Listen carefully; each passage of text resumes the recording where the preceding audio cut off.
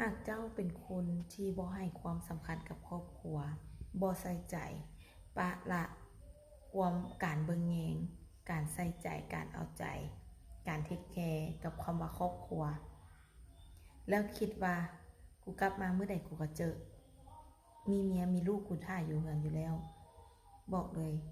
อย่าคิดแบบนี้เพราะว่ามันอาจจะบ่มีมื้อ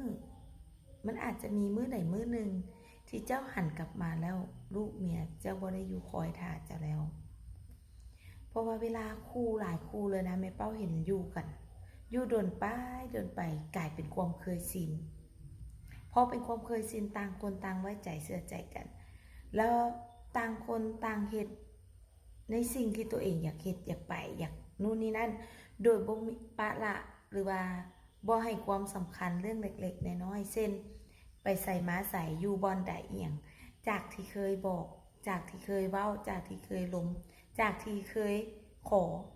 กลายเป็นแบบว่ากูอยากเฮ็ดหยังกูก็เฮ็ดกูอยากไปกูอยากอยู่จังได๋กูก็อยู่กลับมามงใดอีหยังจังใดก็ได้จังได๋ก็ลูกเมียกูอยู่เฮือนกูบ่ได้ไปแนวผิดกูบ่ได้ไปเล่นแซ่พานสาวหรือว่าไปแนวมันผิดอย่าสุคิดจังซั่นให้เปลี่ยนใหม่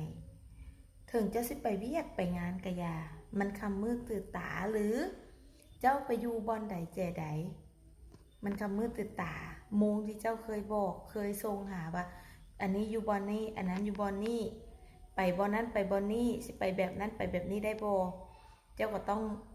เสมอต้นเสมอปลายเพราะว่าผู้หญิงเฮานะมันบ่ได้ต้องการเงินคำมากองข้างหน้าดอกแต่มันต้องการ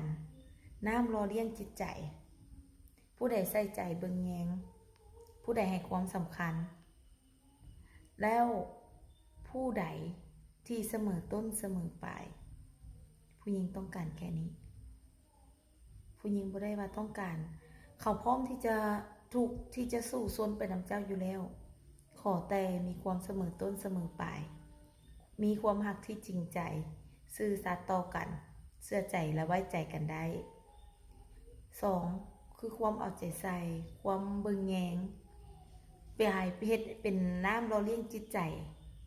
ของชีวิตคู่ในการอยู่นำกันแค่นี้ผู้หญิงมันก็อยู่มันก็บ่ไปใส่แล้วแต่ถ้าเจ้าละเลยในส่วนนี้ไปบอกเลยอย่าสุคิดว่าหันกลับมาเมื่อใดก็เจอคำว่าครอบครัว